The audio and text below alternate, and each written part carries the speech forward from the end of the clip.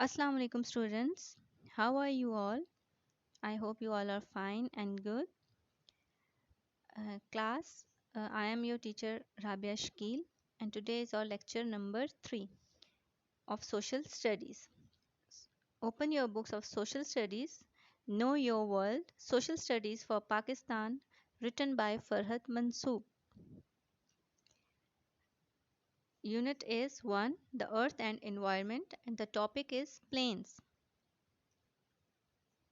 We have discussed in our previous lectures the physical features of Pakistan, and we discussed mountains and plateaus. And today we will discuss plains. You can find the topic on page number 4 of your book. So आज हम discuss करेंगे कि पाकिस्तान में planes किधर हैं, किन areas में हैं, और सेकेंडली हम ये भी डिस्कस करेंगे कि वर्ल्ड के कौन से ऐसे एरियाज़ हैं प्लेन रीजन्स के जो पाकिस्तान के प्लेन रीजन से सिमिलर हैं, उन जैसे हैं। एंड थर्ड जो हम चीज़ डिस्कस करेंगे वो ये डिस्कस करेंगे कि पाकिस्तान के प्लेन रीजन के जो लोग हैं और जो इससे सिमिलर रीजन के जो लोग हैं उनकी ऑक्यूपेशन क्या है।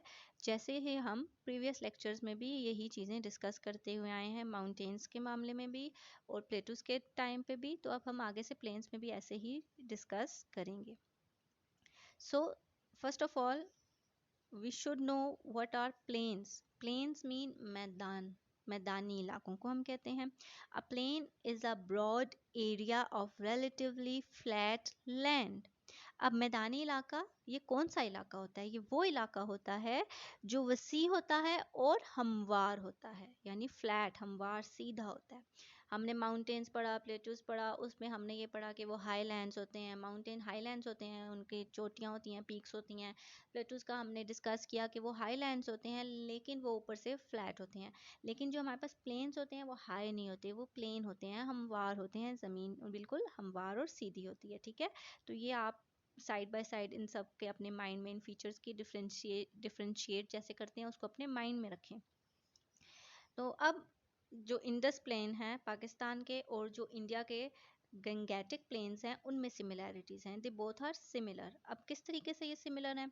Both are fertile. Fertile mean ज़रखेज़, यानी जहाँ की ज़मीन ऐसी हो जिस पे बहुत ज़्यादा सब्जियाँ, फल, वेजिटेशंस उग सकें। ठीक है। And densely populated. Densely populated mean गुंजान आबाद, यानी वहाँ पर आबादी बहुत ज़्यादा है। ठीक है, तो पाकिस्तान के जो इंडस प्लेन रीजन है और इंडिया की जो गंगेटिक प्लेन रीजन है उनमें क्या सिमिलैरिटीज़ हैं कि वो बहुत ज़्यादा ज़रखेज़ हैं और वहाँ पर बहुत ज़्यादा आबादी है। ठीक है, both region grow two types of crops. Second similarities उनमें क्या है? वो ये है कि फसलें जो हैं कि इन दो जो रीजन्स हैं इनमें दो किस्म की फसलें उगाई जाती हैं। Number 1 is rabi crop and number 2 is kharif crop. अब रबी क्रॉप्स कौन सी क्रॉप्स होती हैं? जो विंटर क्रॉप्स होती हैं। ठीक है, in winter includes wheat, pulses etcetera. अब रबी क्रॉप्स जो होती हैं वो विंटर क्रॉप्स होती हैं जो विंटर में उगती हैं और इनमें क्या क्या शामिल होता है? गंदम और दालें वगैरह। और जो खरीफ क्रॉप्स होती हैं ये समर क्रॉप्स होती हैं। In summer includes cotton and rice, और इसमें हमारे पास कपास, चावल और इस किस्म की दीगर अशिया जो होती हैं वो उनको उगाया जाता है। ठीक है, तो इंडस प्लेन और गंगेटिक प्लेन्स जो हैं उनके अंदर ये सिमिलैरिटीज़ हैं कि वहाँ की जो ज़मीनें हैं वो ज़रखेज़ हैं, वहाँ पर आबादी आबादी क्यों ज़्यादा है? क्योंकि ज़ाहिर सी बात है ये एरिया ऐसा होता है कि यहाँ का जो इन्वायरमेंट है यहाँ पर एग्रीकल्चर बहुत ज़्यादा की जा सकती है, तो जिससे लोग ज़्यादा अपनी अर्निंग कर सकते हैं इस पेशे को अपना के। तो इसलिए ऐसे इलाकों में जो होता है रहना आसान भी होता है बनिस्बत जो हमारे पास माउंटेनियस एरियाज़ होते हैं उनके। इसलिए जो हमारे पास प्लेन रीजन्स होते हैं उनमें लोग पॉपुलेशन भी ज़्यादा होती है। ठीक है, अब हम देखते हैं कि what is the occupation of these regions.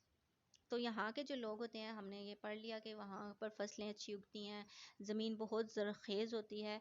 इसलिए यहाँ के जो ज़्यादातर प्लेन रीजन के रहने वाले लोग होते हैं उनका जो ऑक्यूपेशन होता है, जो पेशा होता है वो ज़राअत होता है। वो इसके थ्रू अपनी लाइफ को अर्न करते हैं। ठीक है, तो यहाँ के रहने वाले लोग जो हैं, चाहे वो इंडिया के गंगेटिक प्लेन हो, चाहे वो पाकिस्तान के इंडस प्लेन रीजन हो, यहाँ के लोगों का जो ऑक्यूपेशन है वो उनका ज़राअत है, एग्रीकल्चर है।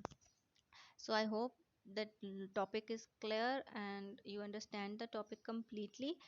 Inshallah, we will complete our lesson soon, and we will discuss it again in class. If you have find any difficulty in the topic or in the lecture, till then, take care of yourself and do work properly. Thanks. Allah.